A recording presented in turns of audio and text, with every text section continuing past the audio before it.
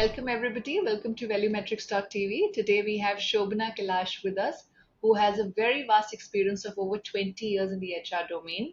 She has worked in different markets. She has worked in India, she's worked in Asia, she's worked in Middle East, America. Currently, she's working with Benevolve. And without further ado, I would like Shobana to quickly introduce herself. Thank you, Pooja. Happy to be here. So, I'm Shobana Kailash and have over 25 years of experience in the industry. Span the entire spectrum, ranging from talent acquisition to OD to talent management, CNB, and HR business partnering.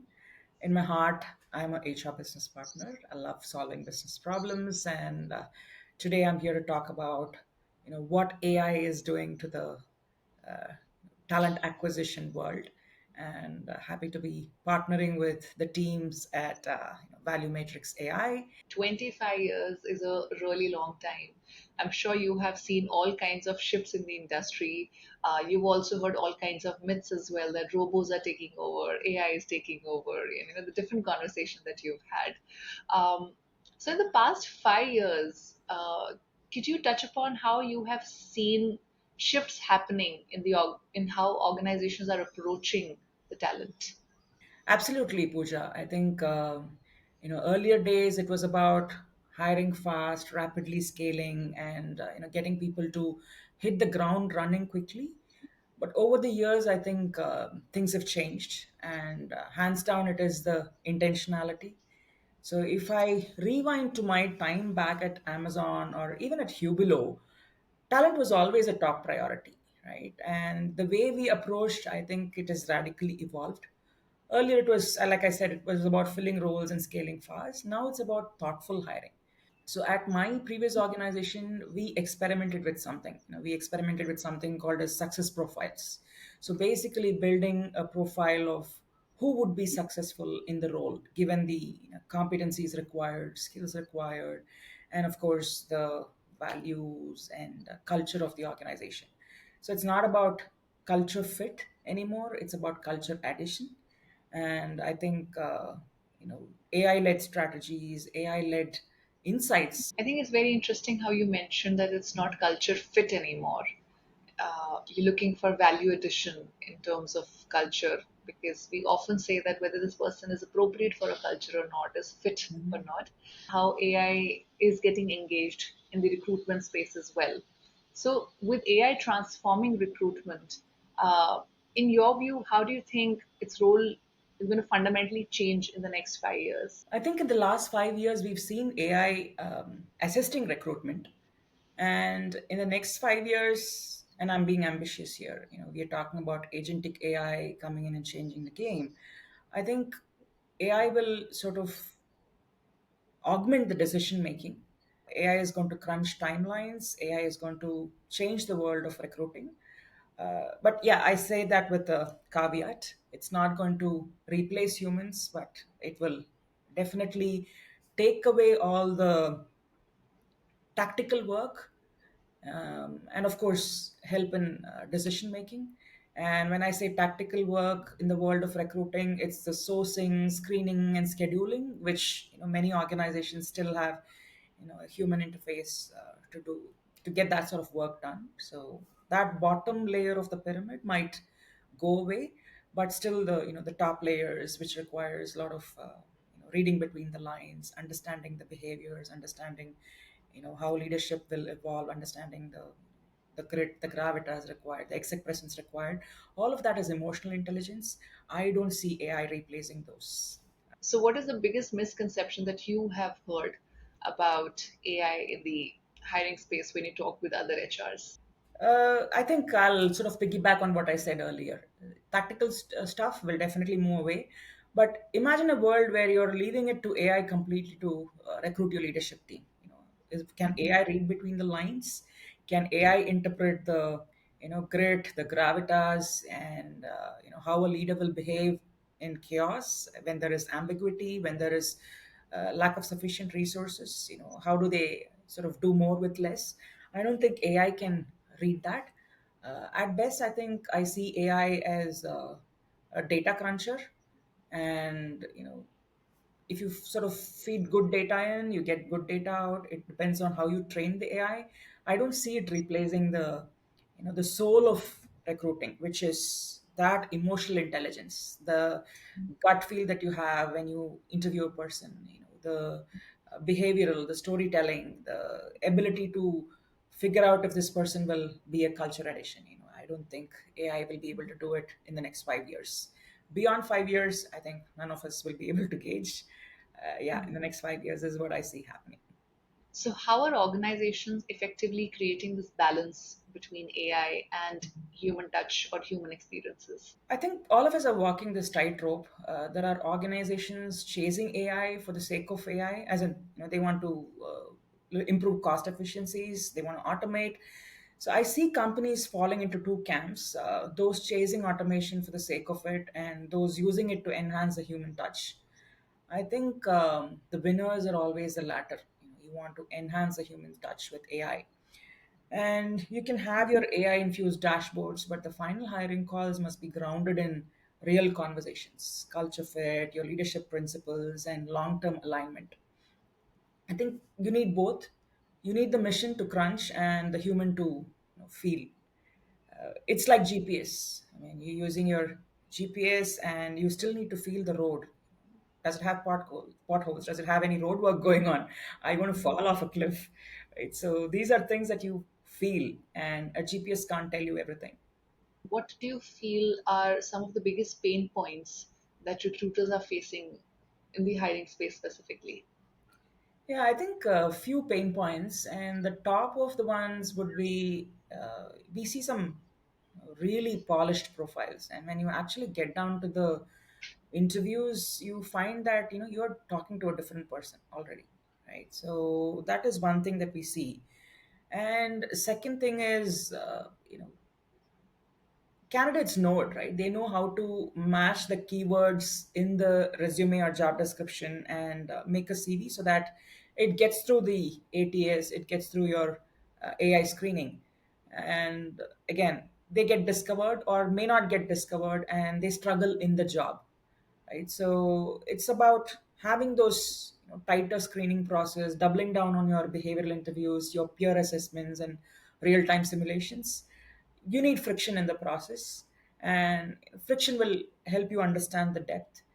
And I think ref checks are also coming back big way.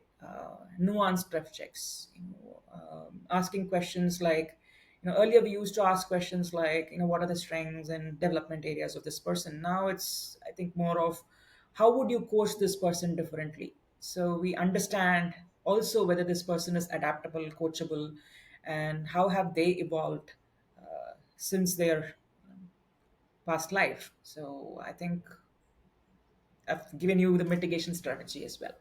So, we talked about finding the right person Yes. who actually adds value to the culture. So, how do Yeah. you identify that talent? Are there any safeguards to that, or what are different ways through which we can make sure that we're building a strong, high performance team with good dynamics and culture?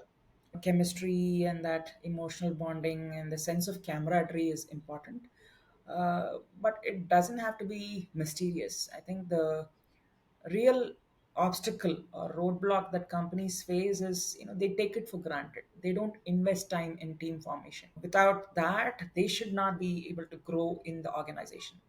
It should not be, there should not be a dichotomy, like your teams are not growing but you're growing, right? That should not exist, and if that exists, then you're setting yourself up for failure. So investing in manager effectiveness, investing in building that camaraderie is important. And of course, the traditional tried and tested methods like team building also helps. Taking people out and connecting beyond the actual work and the purpose of why you're there, connecting non-purposefully, if I can use that word. Yeah. So those helps. So, how do you measure the ROI that you get out of this investment that you make in people? Right. See, what you do inside reflects on your customers. So happy employees, happy customers, right? This is one mantra that my previous organization, Freshworks, believed in. Uh, One of the values was happy work environment, and we really took it as a sacrosanct. And this one is close to my heart. In one of the previous fintech organizations that I worked with, we were very much glued to measuring all the lead and lag indicators. So ENPS was pretty much the only sort of indicator on whether there was ROI on different initiatives or programs that we ran across HR. But that's not your only indicator. I think for culture fit and team dynamics, we started using proxy indicators like time to productivity, internal mobility rates, the cross functional feedback scores, and so on and so forth. Uh, if you ask me, I think qualitative data matters.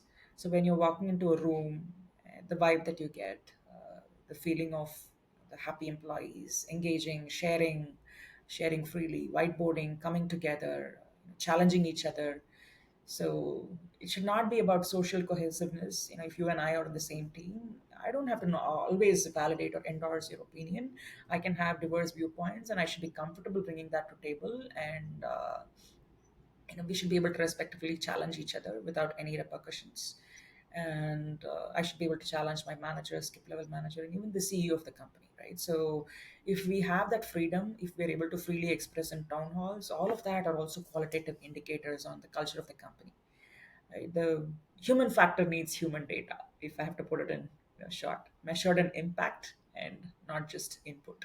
Wow, so this is very interesting. Um, so I'm trying to structure my thoughts here because there's so many different things that you have mentioned which make a lot of sense. You need to give a safe space for everybody to voice that opinion. So this requires a very high degree of emotional intelligence for sure. And at the same time, you also need very high emotional cognitive agility. Cognitive agility in the culture. Yes, it all starts with leadership. Leaders set the tone for the organization, and you can have great values and culture code, but if leaders are not role modeling it on everyday basis, then it just sits as a fancy deck somewhere that you use for your onboarding, right? So there are ways to build. Yes, it begins with hiring great leaders. So take your time to hire. I've always believed in this mantra of hire slow, fire fast. Right? When you're seeing inefficiencies bottling up, act on it quickly. But don't be in a rush to hire. Wait for that person. Work on finding the right person. Cast a wide net. Do all your tests. Get the right person in, and help them assimilate into the organization in the right way, right? So that's going to give you a remarkable result, not only in the short term but also in the long term. And soft skills are not just soft anymore; they are core infrastructure, like I said earlier, and especially in hybrid and remote environments, like I had at Hubilo. I saw how poor communication derailed brilliant engineers, and I've also seen how empathetic leaders really rallied burned out teams, which is the reality in most startups and scale ups. So, if I have to give a sort of industry example, WeWork is an example, right? It's a case study. They had these dazzling innovation, but a leadership team, a vacuum was there, leadership vacuum in emotional intelligence, and the lack of transparency, the unchecked ego, it resulted in the culture crumbling, and of course the failure of the organization. It was a huge debacle, right? So it is important. So investing in leadership building is important, right? It's not just about what you deliver on your technical OKRs. It's also about how you deliver them. And your performance management is a great way of building that into your organization and integrating it into your way of life. What is your biggest advice to the CHROs who are looking to integrate AI into their hiring process? Great question, and I often wonder myself as to how can I integrate AI, right? So there is a human side of things, and the biggest pain that any CHRO or HR practitioner feels is when you have to lay off people. It's not fun at all. Uh, it's really heartbreaking, and the impact of it lives with the HR person for a long time. And not many business leaders understand this. And today, in the run to sort of in the chase for valuation and building companies quickly, I think somewhere we don't think about sustainability. We don't think about building an organization that's efficient and that's optimized. I think CHROs need to be that talent advisor for the CEO, and they have to coach the CEOs to think about their hiring, right? So that's one thing that I would think about. And AI definitely has brought in a lot of efficiencies into the hiring game.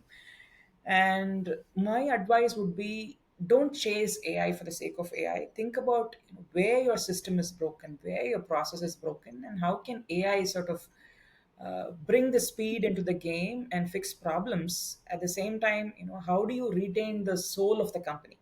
You should not lose the soul. So that is what I would think, and also get an understanding of your workflows and how your team is structured, and where your folks are feeling overwhelmed, and how can AI solve those problems. And experimenting, piloting before scaling it is important. Thank you. Thank you so much, Shobna. We had such a wonderful conversation and it was so enlightening, might I add, from everything that you mentioned about the culture and, the way the organizations are evolving, emotional intelligence, agility in the organization, and how AI is biased too. And to everybody listening out there, if you want more content like this, please like, share, and subscribe to our channel so we can have wonderful guests like Shobna more often on our show and we can get some more pearls of wisdom. Thank you so much, Shobna. We are truly grateful that you took time for this and we look forward to great more conversations with you. Thank you, Pooja. I had fun doing this. Cheers. Thank you.